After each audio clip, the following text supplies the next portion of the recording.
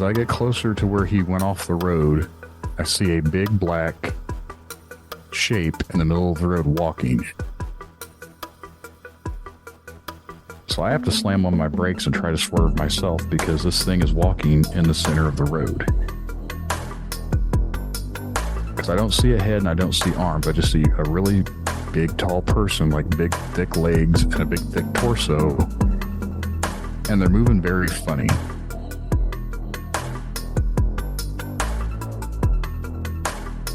But to be honest, I wish I had have seen some of her vulnerability. I wish I'd have seen her in that space so that I would have language.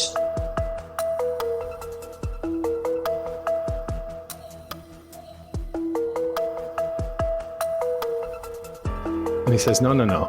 That's not why you're angry. That's why you're mad. Mad is on the surface. Mad is a surface emotion. You're angry. And anger is deep. That cuts to your soul. You are an angry young man. And I couldn't answer. I then had come to realize over the next course of a few hours, I'm musing to myself, and I realize I've been a victim my whole life. That's why I'm so angry. And over the course of the next 19 months, this man changed my life. He helped me to realize about processing emotion and how to forgive myself and forgive others. And that's where the metamorphosis really began for me. And I learned I'm a survivor, right? I know how to survive. I was understood for the first time in my entire life. And when I read those things and I learned, quote unquote, those things about myself that I had known forever, but never really had the semantics for, I couldn't unlearn them. Like I heard this quote years ago and it resonated with me so much. And it's like, you can choose to look the other way, but you can never again say you didn't know.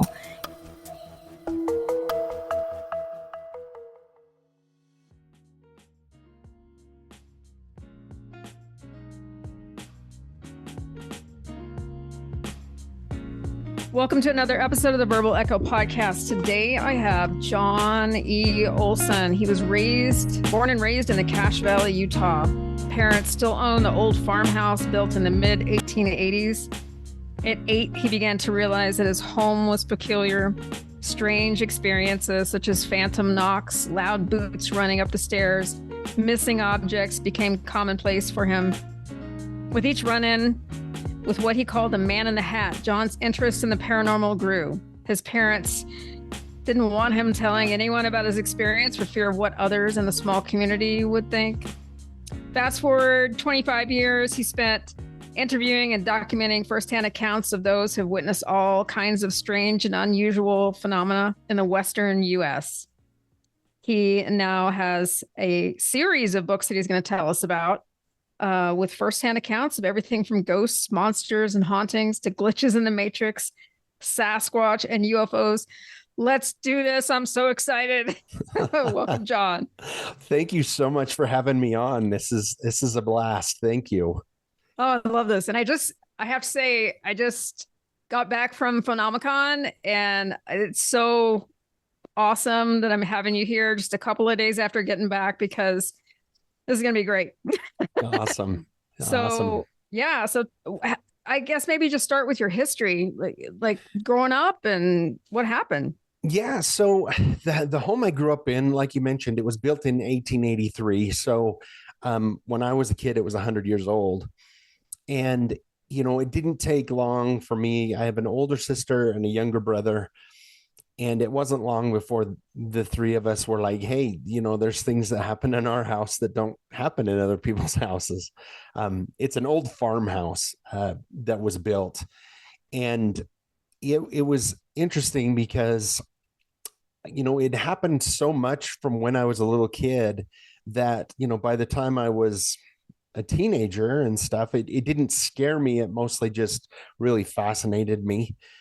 And so, I had all kinds of experiences. Like when we were little kids, we called it the stair monster because the main thing that happened all the time were either kids' footsteps running up and down the steep stairs that went up to our room, or heavy boots you could hear going up and down. And so we kind of called it the stair monster when we were little. And from there, we had all kinds of experiences. And only when I became, when I got older, that my parents finally admitted that they had experiences at the same time, because when we were kids, they wouldn't admit there was anything going on, and they didn't want to scare us. My dad was adamant that nobody thought our house was haunted, and only to find out he was having experiences too. So it really got me interested in the paranormal. And so I studied everything I could when I was young.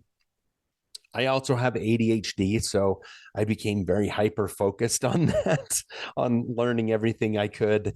And it all just fascinated me, not just ghosts, but, Bigfoot and UFOs and all different kinds of things. So, it really got me studying about it. And then eventually, by the time I was a teenager, I had friends who had experiences in my house. And they would be like, what's going on? And I had to admit, I'm like, yeah, I grew up in a haunted house. And so at parties or when we were all on double dates, they would ask me to tell stories. So I would. And before long, I had a few people coming to me, telling me their story. And then I started hunting down the stories, because it was important. It's always been important for me to get it firsthand, because there's a ton of stories of this happened to my brother's uncle's cousin. And at the time, back in the day, it was a lot of footwork, because, you had to hunt down the person that it happened to. Now it's a lot easier, because with my website and my books, people come to me, just automatically, which is kind of nice. But there are still ones that I hunt down when I hear. But yeah, so it kind of grew with me collecting a bunch of stories. And then about 9 years ago, I remarried about 9 years ago, and my wife, she kind of saw all my stuff, my papers and everything. She's like, "What are you doing?" And I said, "Well, I explained to her everything, what I did, how I got here with all the stories." And she's like, "Well, what are you going to do?" And I said, "Well, I want to write a book someday." And she goes, "Why don't you do it now?" And she was so awesome in helping me, not only with the first book, but all of these. And once I wrote the first one, which was Stranger Bridgerland, which is now what the series is called, it kind of cascaded, and I've been able to write a book a year since then. Just about every year. Well, every year since then, I've been able to put out a book. So it's been a lot of fun. And where did the podcast start? Was it after the first book? Yeah. Well, it's been a couple of years ago. My wife and I started that. And we're on a hiatus right now, just with a few things going on. But we're hoping to get that back up and going again. But yeah, it started with, just saying, "Hey, let's do a podcast and we'll just talk about it." Because one thing that my wife has pointed out is that I'm full of all of this information and all the stuff that I've looked up and found and everything. And I just assume people know this stuff. And she's like, "No, people don't know this." And so she's great to have on it too, because she doesn't study anything before, and we'll pick a topic and I'll just talk about, the things that we're learning about that week, or the things that we're talking about, where that part of the paranormal. And she's great because she doesn't have, that same background. She kind of comes from the everyday kind of background. So she's able to ask questions that hopefully the listeners have as well. So it's been kind of fun to do that way. Yeah, that's a great perspective to have that other side. Like, you might think you can explain it, but she's like, "What does this mean? What is this?" And so then it makes you kind of go down that rabbit hole of explaining something. Like, not everybody. I just had a conversation today, and he was like, "What's a skinwalker?" I'm like, "Oh my God, you don't know what a skinwalker is?" Like, yeah. But to me, that's my community. Those are my people. So right. It goes without saying that I know what that is, but someone else might be like, "What are you talking about? What is this?" I had someone refer to me as, "Oh, you're hanging out with all your weirdo friends." I'm like, "Oh yeah." Yes, I got some weirdo friends. Yeah, exactly. And I'm yeah. and I'm the type of person that if I hear something new that I've never heard about, a week later, I'll have everything learned that could possibly be known, because I'm just like, I got to know everything about that. And so I walk around with this knowledge in my head that I sometimes, like I said, I assume other people know, and my wife's like, no, people don't know that, or people don't know that story, or so it's kind of fun to do when we do the podcast to do that, talk about the strange and unusual things that aren't normal or common, I guess. Right. What a great support team your wife must be. She really is. Yeah, she's Yeah. amazing. So and really inspired you to gather all those stories and to put them out. So how did you collect the stories to begin with? You said you had, was it a blog, or what did you have? The forum, or? So originally I started collecting when I was 17. So this is a million years ago. And at the time, again, it was like just when people would bring me their story, or they would say, hey, I heard this story from my uncles, blah, blah, blah. And it would take me quite a while to hunt down the people and get them to tell me their story, and so I could document it. And that's how it went for a long time. Again, until like my first book came out. And then I, built my website, had that up. I've got my email and all my information in the books. I started doing other people's podcasts at the time as well, and radio shows. And so since that first one's come out, it's been a whole lot easier because, people will come to me and, or like, for example, my last book was Stranger Utah. And so I already had a ton of stories because I'm here in Utah, but I kind of put a call out to all of my friends on like Facebook, and I'm like, hey, this is my next book. If you guys have any strange stories or know anybody, let me know. And some of the cooler stories I got in my last book came from friends who said, oh, my father-in-law, or my buddy, whoever has this amazing story, you've got to get it. And then I'm able to connect with them through a Zoom or a call. So yeah. And you live in the high strangeness area. I mean, Utah is, woo, you're not really in the Uinta Basin. No. It looks like you're north of that, but yeah, it's pretty strange. I even witnessed some strange things when I was out there over the weekend. Cool. It's like, oh, it's so cool. I'm like, I love this stuff. The whole hitchhiker, I don't even know what to call it, phenomena. It kind of scares me, but nothing's happened yet. So I don't know. But it was really cool. Those are really cool stories. Yeah. And I think, it's so funny because when I talk to people about the paranormal, they'll kind of like roll their eyes, and then they'll go, well, there's this one time. Tell me more. Yeah. I think people, there has been such a stigma about it that no one has wanted to, a lot of people, I don't want to say no one, but a lot of people, they just don't want to talk about it. But everyone has a story. Yeah. Everyone. I haven't met one person. I just found out a couple of weeks ago, I was flipping through some old documents that my grandmother had written. She lived in Texas. She had written about where she grew up, and she literally wrote down in her family history, like summary, about how there were strange lights that no one could explain. And this happened. And this was back in the, I think I want to say it was back in the late, like in the 30s, 1930s. Mm-hmm. And the whole town was talking about it and no one understood it. And it just was just like a little paragraph that was in this family history thing. And I thought, oh my gosh, my grandmother was an experiencer, and how and if I had known that as a kid, I would have been, standing right next to her, like writing things down and probing her and asking her questions. But I think that's so typical, because people just don't share it because they don't feel safe, or they think, people will think I'm crazy or whatever. Yeah. So. Yep.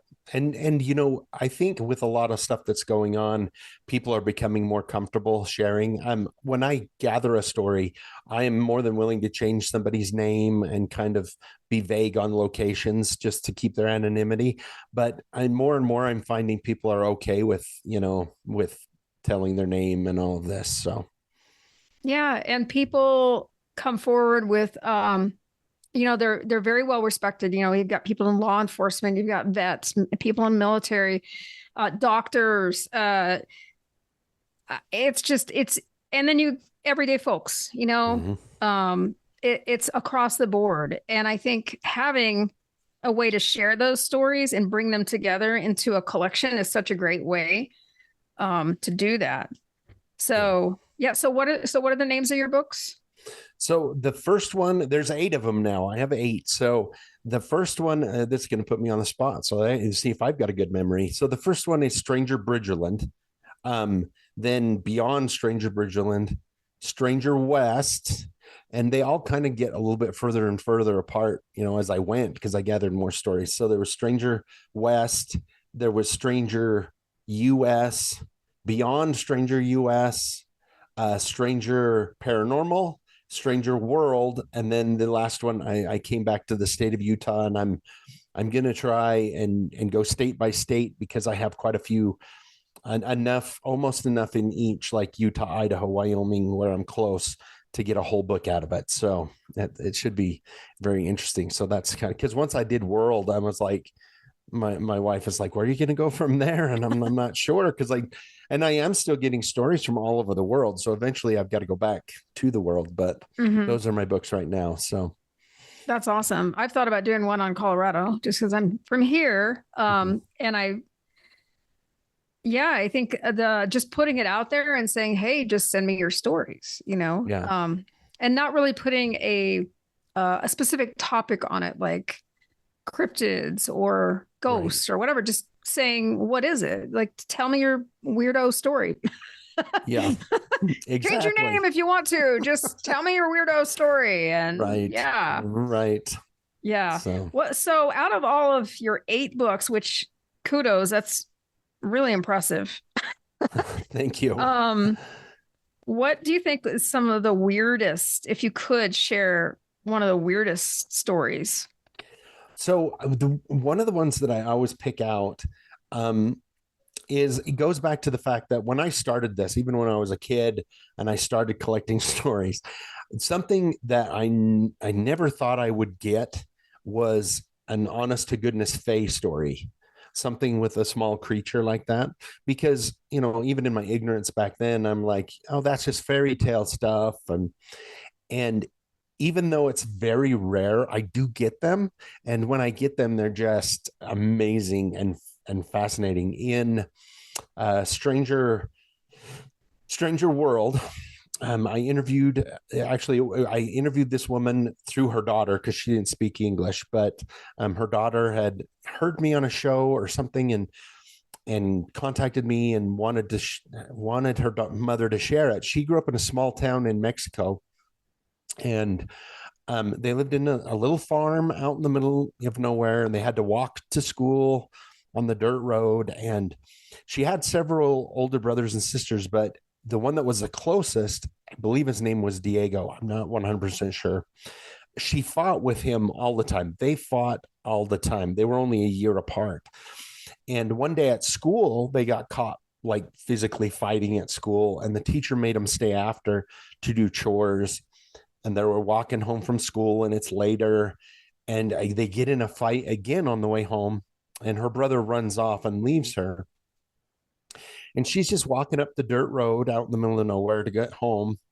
And she gets hit by a dirt clod that came out of the brush. And she's like, it must be my brother. He waited so he could throw it at me. She runs off and jumps into the brush, grabs a rock and jumps into the brush. And it's not her brother. It's this little man that has like dirty overalls and just crazy black hair and a beard. And he's got another dirt clod and ready to throw at her. And he says, "You leave Diego alone. That's my person. That's my person." And then takes off into the brush.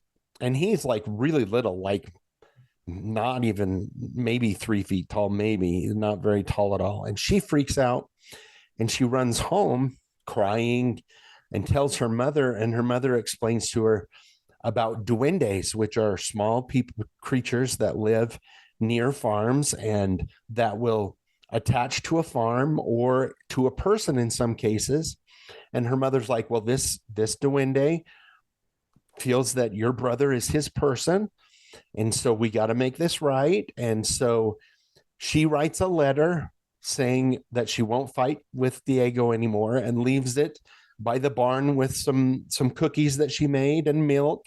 And she leaves those out for a couple weeks to make up with the duende, and then she's never bothered again. But that it was just fascinating when I interviewed her and everything. And then I dove into the folklore of the duende, and it's just like that, the small little people that live out there. And like I say, and it's the same. What's fascinating here and that I find in this is that, especially with the Fae, you have the same creatures all over the world doing the same thing, but with a different name from people's folklore.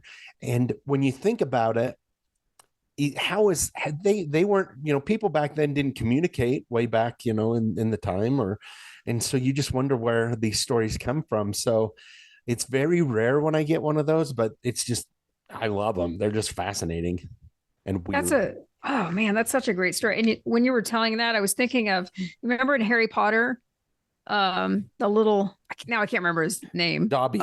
Dobby. Yeah. Yeah. I was thinking of Dobby, but maybe just a little bit littler. Yeah. Yeah. That's so weird. It is. Don't mess with my he was basically saying, this is my person. Don't mess with him. I'm here to protect him. Yeah. Yeah. Have you read, who is that author that has, he's from the UK and he's a well-known author on the Fae Kingdom. And now I have to look this up. Yeah. Because if I don't, I'm going to definitely look it up and dive into it. So. Well, yeah. And if anyone's interested in it, I think it's really worthwhile. So I'll continue to look this up. No. Yeah. I have it saved. And he's like, I think this person that wrote this is, he's well known in, I think he's a scholar. So he's like in academia, and he wrote all these books on the fairy kingdom and the Fae. And he's just, well respected in that genre. And I am going to find this, but it's really interesting. One thing you said earlier, you were talking about your parents and how you grew up in this house. And isn't it interesting that the parents, whenever you have a kid that is having encounters, it's always the parents that try to write it off as, oh, he's got an imaginary friend, is he overactive imagination, something like that. But when you think about how open and receptive children are to this kind of thing, and why don't we listen to their stories? Because I was having experiences when I was a kid too, and I just never felt safe in talking about them. And as you get older, I think you hear more from your friends about that sort of thing. Right. And you're kind of, when you're surrounded by people who have had experiences, you feel safe, a lot more safe sharing them, which is part of why I'm able to collect the stories I am, because people know that I have had those experiences. And so it's interesting that way. Right. Yeah, absolutely. I can't find that book, so That's I don't know. okay. I'll see if I can post it in the show notes. I will find worries. it. But when I was reading through your bio, you said something. Well, you mentioned some topics for your podcast, and I just want to read some of these off. And if any of these you want to talk about, this one really caught my eye. This is I think it was your first episode. It was about glitches in the Matrix, and it was and I just started trying to watch the Matrix. What was the last one that came out? Oh, the one where they were a little bit older. It was only a couple of years ago, right? Yeah, it was a few years ago. It was not really as good. And I don't know. It was just different. And the acting was kind of bad. And I'm like, I can't watch this. The first one is amazing. And then it just kind of goes off the rails a little bit after the first one. So, well, the last one, I don't know if I'm thinking it probably didn't win a lot of awards. Like the trilogy. Right. But so you said you had a topic on glitches in the Matrix, missing persons, skinwalkers, Bigfoot, cryptids, native folklore, which I find really fascinating. And then a lot of Utah stuff and in the West. And as far as native folklore, do you have any stories from either Utah, from indigenous stories from the First Peoples, or anything like that? I do. Yeah. It's interesting that you mentioned that because not long ago, I met a gentleman. I was this summer. One of the things I love to do was my wife and I would go. We have a fire pit out here. We're way out in the country, and we build a fire pit and put up the camera and just go on Facebook Live and just talk and tell stories and stuff. And through that, I met a gentleman who does a podcast, and he actually is Native American and lives on the reservation. And he came on and told some of the best stories of his uncle was taking a group hunting, and it was a 2-day ride back into where they were going to go hunting. And the first night they camped, he talked about he woke up and there was a whole bunch of little people going through their stuff. And one of them saw him and walked over to him and said, you didn't see anything. You don't tell anybody we're here. And if anything's missing, don't worry about it. And was like really tough with him. And they're along the lines of what's called Pugwaji. That's what some of the natives call them, is Pugwaji. And I used to know the name from the Shoshone out here, and I can't remember it anymore. I just call them Pugwaji. But it was fascinating because it was I had interviewed a gentleman who had a run-in with one of these creatures when he was camping in an area here in Cache Valley. It's called Mount Naomi, near Mount Naomi. And he got woken up in the middle of the night. He was all alone, and this little thing was sitting on a pile of rocks, throwing little rocks at him to get him up and to leave. And the little guy had stole his book that he'd been reading. Like, he had a paperback book that he'd read before he fell asleep, and he had stolen it from him. And then I kind of thought of that as a one-off. But after I published that book, I had 3 other people contact me saying either they had seen a creature like that in that area, or their husband. One lady, her husband claims he had seen it and she thought he was crazy. And then she read my book and he's like, oh my God. She's like, I believe you now because it was in this book too. But so, yeah. So I love those stories with the Pugwaji. I have several stories that would fall under I guess what you would call skinwalkers as well, which in my latest book, Stranger Utah, it's still one of my favorite stories because this gentleman that I interviewed was an archaeologist in the 70s who was working on a dig site, a Anasazi dig site near the Four Corners. And they kept getting run off at night by these big balls of light, these globe balls of light that would basically chase them out if they were there too late. And then one night he was there late, everybody else had left, and he could hear something walking around the dig area. And he felt really nervous and got more and more nervous. And so he left, and he could hear something following him. And so he ran all the way to his car or his vehicle and drove out. And the next morning he went with the head archaeologist back there because he told him what had happened. And so they both went in the morning to investigate. And this is where it gets really interesting because they followed from his tracks that left the dig down to where they park. There were enormous wolf tracks that had followed him down. And what's really strange to begin with is there were no wolves back in the 70s, 80s. I mean, even now they're really rare in southern Utah. But they followed, and this wolf had followed him down to his car. And when he'd left, it turned and started out through the sagebrush into the desert, and they followed it. And as right before their eyes, they're following this wolf track, it transformed into a barefoot human track and continued on to the desert. Like you could see it transform, he was saying, from a wolf to a bear human track.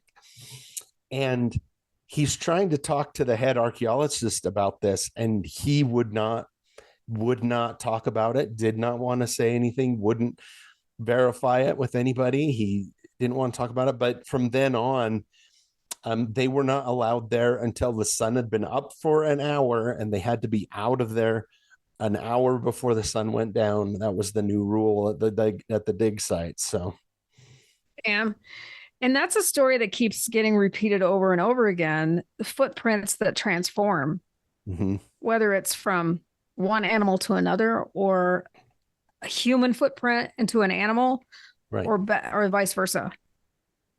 Yeah. And the wolf thing is interesting because, as many have heard, like Colorado is going through a wolf reintroduction program right now. And so, yeah, we do have gray wolves, and we have them in Montana and Wyoming, and like they're in the West. But in the season 5 of Skinwalker Ranch, they find, have you seen that, where they find a wolf carcass? They take it to a biologist at, I can't remember the lab he's working University of Utah. Yeah. And he can't really attribute it to a species that's alive today. We'll just leave it there. it more closely resembles the jaw of a dire wolf, which has been extinct for a long time. So. It's really strange, and so the morphology of it matches a dire wolf. Yeah, and they found the body in the river, and they hauled the jawbone out, took it down to the lab, and I just find that so interesting. Because what was it, the Sherman family on the ranch? Was it the first? I might be getting this wrong, but one of the families that took over the ranch, the first night they were there, they had a run-in with a massive wolf, and boy, it's just the phenomena. It's just wow. What's strange about that story, and I love that story too, is it came in and was really friendly. The kids were petting it and everything, and it was enormous. Then it jumped the fence and grabbed one of the calves. So they grabbed a rifle and shot it, and they continued to shoot it with a rifle and a pistol, and it didn't even phase it. Just all you could see was fur flying as they shot it, but it did. And then they followed it down into the riverbed where it disappeared. But no blood, no nothing, but they shot it left several flesh times. too. Yeah, it left flesh. like they weird had flesh. Yeah. And of course they didn't know to take it as a sample at that time because they had no idea. Nowadays we'd be all over that. Yeah. With specimen jars and everything. But yeah, that story is just fascinating. I remember hearing this just a few days ago, that they shot it quite a few times, like what you were saying, and it just sauntered away. Yep. Very scary. So weird. Oh, I love the weird. Yep. And I have several stories that I've collected of people who have had run-ins with wolves that were extremely large, like larger, much more bigger than any wolf that is in Utah or Colorado or anything. And one woman explained she got into her Jeep just in time, and the back of it was at the top of her car, like her window of her Jeep. The back of the wolf was that tall as it went around her Jeep. And so, yeah, it's really Where was scary. that at? That was also near the Four Corners. There's a place, there's a city called Monticello down there in Utah. And she worked in Monticello at the time, and she would take her Jeep and go do photography and go everywhere. And this is back when she was in her 20s and she worked there. And yeah, one night she was just out taking pictures in the desert of the sunset in the canyon lands, and this thing showed up and just walked around her Jeep. And the two things that really stood out is the fact it was jet black. It was enormous. And she said when it growled, you could feel the vibration inside of the truck, like inside of the Jeep. You could feel the vibration of it growling as it went around her Jeep. So, bam. Yeah, scary. It's Four Corners. Not a north. Yeah, I'm gonna have to check into that. Yeah, because it's not it's kind of far from me, but right. There have been a lot of reports of the Four Corners area. Yeah, there is. And so I'm just wondering if there's another little thing going on down there. And I just want to say, isn't it always when you're out camping? Yeah, Something always happens when you're out camping. it is. Yeah, that's where a lot of the stories that I get come from. And that could be just the fact that, I'm where I live. I'm like 5 minutes from the mountain. So it's, there's a lot of that goes on. A lot of people who come here for the summer, it's hiking and camping. And so, Right. Yep. Yeah. Utah, like Colorado. I think I've lived in Colorado for a really long time. Mm-hmm. And Utah, it's less populated. Mm. So I don't think there's as much, yes, there's tourism and that sort of thing. But I don't think there's as heavily touristy as Colorado has become, especially since like 2020. So many people moved here. Right. It was kind of ridiculous. And why go away? Yeah. I think it was because of, if I'm not mistaken, I know that when you guys legalized marijuana and being the first state, that made a huge jump. A lot of people moved they're like, well, I don't want to have to deal with that. So I'm going to go. So I think that had a lot to do with it, but I don't. The green wave. Yeah. Yeah. And that's possible too. And I don't want to cast doubt on that because there are people that need it. And no, I'm not disparaging it. I'm just saying that had a lot to do with it. I know, just talking to my friends in Colorado. Mm-hmm.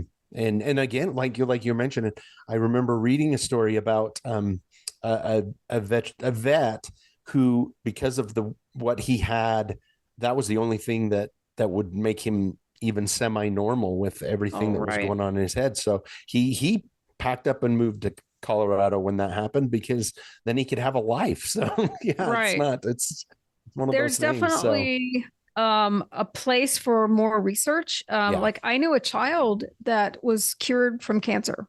Oh, wow. From it. And I don't know the details of it. And don't take me, I just remember it. This was about 10 years ago or something. But yeah. And so, I mean,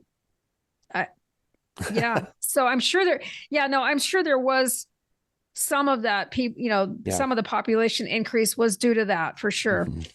Mm-hmm. And also 2020, I think a lot of people jumped on that whole bandwagon of, I want to sell my house in the city and I want to move to the mountains. Yeah. And I thought, oh, it's going to be so wonderful. We're going to go skiing every day. And then they get here and like, oh, this kind of sucks.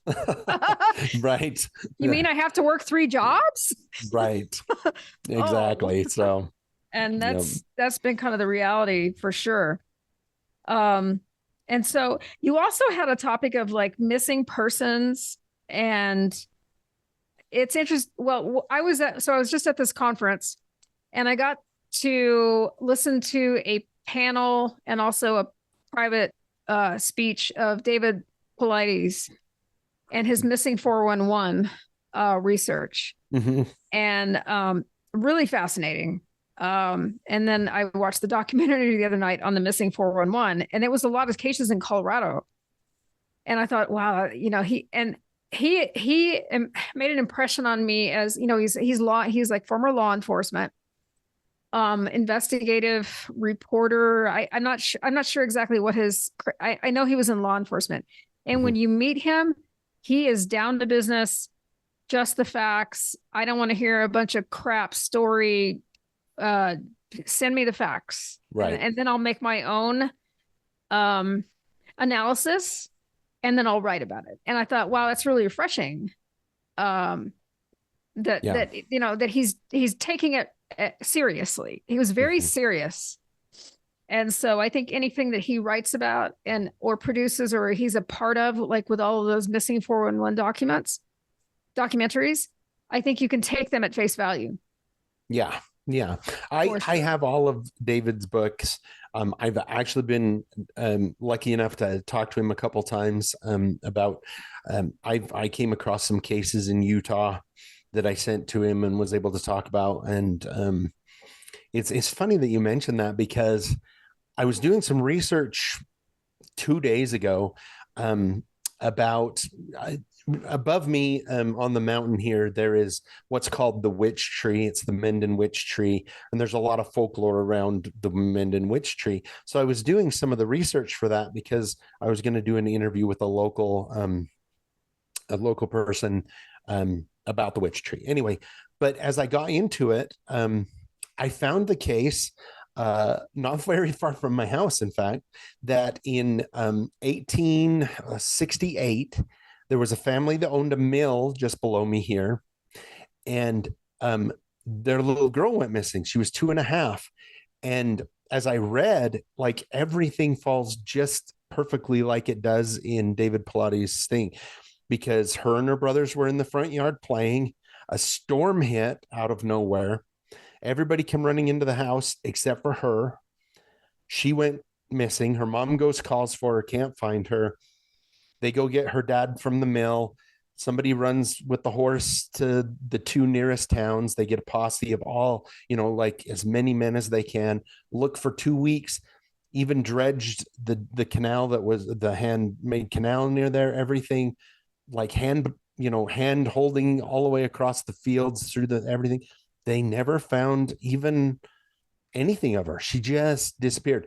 And later on, they say they were pretty sure that maybe some of the Native Americans coming through had taken her, but I think that was just them trying to reach out and find an explanation. So, but I really thought it was fascinating. I may even, reach out to David and give him that information, just because it falls all under what he talks about. And it's probably the oldest one that I've found of that. And what was the year on that again? 1868, I believe. I have to look at my notes, but I believe it was right around then. It was some of the first people here in the valley, and her name was Rosa Thorson, I believe, or something like that. I've got it all in my notes, but yeah, it's fascinating because, like I said, I was searching more information on something else and just went down a rabbit hole. But then that happens to me all the time, to be honest. So easy to do with the stuff, rabbit hole after rabbit hole after rabbit hole. And where do we end up? Yep. Exactly. That's when you were speaking about this, I thought this was really interesting because I was remembering this documentary that I just watched on the missing 411. And it was weird that they were all children, I think. And then they would either find their bodies or they would find them or whatever, like way up a steep hillside or a mountainside, or the one boy that actually lived and he has no recollection, and he walked like 12 miles or something round trip. And then they found him, but he was 2 years old. Yeah. I have a really hard time understanding this because I raised 3 kids, and I know that my 2-year-olds would barely walk a quarter of a mile, much less hike in flimsy boots up a mountain for 12 miles. That makes no sense to me. I can't wrap my head around that. Yeah, no, there's so many things in that make no sense like that. Another one, right along those, there was a missing 411 hunters, which was, directed at all these missing hunters. And the one that always sticks out to me is this gentleman that went missing, and they did finally find his body 2 years later, but it was way up at the toppest part of the peak, where it was literally, when he went missing, there was 12 feet of snow up there. He could not have got there unless he was dropped or something of that nature. You know what I mean? But there's just a lot of things with that it's just so weird. And for the most part, he's kind of hinted, David has, that he believes it may be UFO related now, but at least at the very beginning, he kind of left it up to us to try and figure out exactly what's going on. I remember we were there was a Q&A with a lot of these panels, and someone stood up and said, well, what do you think it is? And he said, no. I give you the facts and the information. You're smart. You tell me what you think it is. And I thought that was really interesting because it was kind of refreshing to hear someone say, I'm just delivering the facts. You make your own decision. It's not up to me to tell you what I think it is, because who knows? I wasn't there. Yeah. Right. Yep. And that's the thing, is it's such a mystery. It's so weird, but yet it's a documented thing. Like, you have search and rescue and the sheriff's department and the government who have all of these documents about it. And, so it's not like you're hearing, oh, this happened to somebody or, down the road, but this is, real people who are going missing, and some of them are never found. And it's weird. It's so weird. Yeah. Even where I live, like at the ski resort, we just had, I don't know how many winters ago, it might've only been like 2 winters ago, someone went missing. And I don't know if they found this person. I think maybe they did find him, but it was just really like a tourist, just out skiing, whatever, had a family, no reason to disappear, just took a wrong turn, I think. And then they found this guy in a really strange place. And it's like, what were you doing there? He would have had to have like jumped ropes and gone down I don't know. Yeah. I don't know. And the ski resorts make it easy now because you have the app on your phone. It's GPS geolocated. You can pretty much see exactly where you're at. And honestly, I think the resorts do that for safety and liability, because they can say, well, we have this app. We can give you a GPS location of exactly where you are. And it makes you wonder if they don't know where all the skiers are at all the time. Just because and that's granted if you're using the app, but now with the resort passes that you have in your pocket, I wonder if there's some kind of a GPS thing. Like I don't know. I mean, I don't know how that would be powered, but I mean, right. If it's connected to your phone for sure, right. then you find you. Yeah. So I don't know, but from a liability standpoint, like a major resort, it would be in their best interest to know where all their guests were in case there was an emergency, right? So, yeah, exactly. I don't know. Yeah. And it's still kind of happening with people, and so you just kind of shake your head, wondering how this happened or how that happened. Yeah, what were you thinking going down there? I mean, well, and the kids are the ones that are so tragic. The missing kids, and that's what David covers in his books. And I haven't read them, but highly recommend checking them out because it's pretty cool.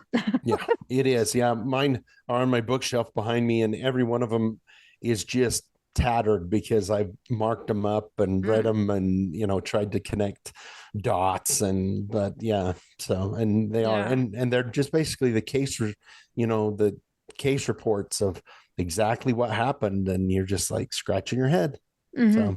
Right. Yeah. So you're gonna probably try to get your podcast up and running again. Shortly. I'm hoping to get my podcast up and going again. My wife and I have a great time doing it. It's just been kind of crazy lately, but we're going to definitely do that. So sometimes we have to take a break. Yeah, we do. But breaks are good because then you get motivated. You get a chance to rest. You think, well, where am I going with this? And you have a chance to realign on what your mission is, what your purpose is, what do you want to do, what do you want to say? Right. Yep. Exactly. Yep. Yeah. What is your message? Well, I want to thank you so much for coming on and sharing all this. So where can we find your books? Yeah, you can find all my books on Amazon. They're all on Kindle, softback, a few hardbacks, and then also Audible as well. They're all on Audible as well. So no matter how you like your books, you can find them out there. So okay, so you got them on Audible. Nice. Yep. And then also you guys can reach me on my website, strangerbridgerland.com. If anybody out there has a story they want to share with me, I'd love to hear from everybody. And So, or just let me know if you liked my books or if you didn't like my books. Just reach out. I'd like to hear from you. Perfect. And if someone has a story they want to share with you, do they email you or? Yeah, they email me and then I'll get connected with you and do an interview. So. Perfect. All right. Yep. Well, thank you so much. I hope everyone has enjoyed this episode. I know I sure have. It's been awesome. Thank you so much. That hour flew by. It does. It's so much fun. Thank you so much, John. Thanks.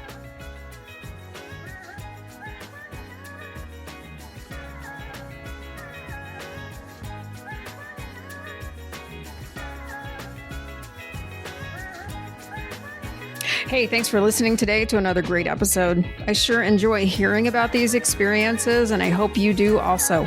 Be sure and like or follow this show by leaving a 5-star review on Apple, Spotify, or wherever you listen. If you have an experience or story you'd like to share, be sure and reach out to verbalecho@gmail.com. See you in the next episode, friends. Have a great week.